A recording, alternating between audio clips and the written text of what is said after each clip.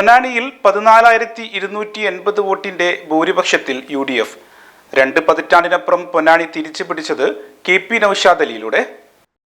Shoppika weddings, the bridal legacy.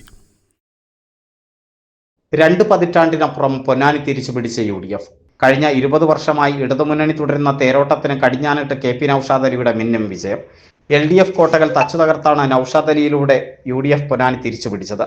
14,280 വോട്ടുകൾക്ക് LDF സ്ഥാനാർത്ഥി advocate MK സക്കീറിനെ പരാജയപ്പെടുത്തിയാണ് KP നൌഷാദ് അലിയുടെ വിജയം.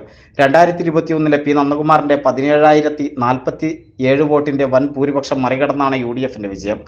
ഏതൊരു രാഷ്ട്രീയ പ്രതിസന്ധിയിലും ഇടതുമുന്നണിക്കൊപ്പം നിൽക്കുന്ന പൊന്നാനി നഗരസഭ ഇത്തവണ LDFനെ കൈവിട്ടു.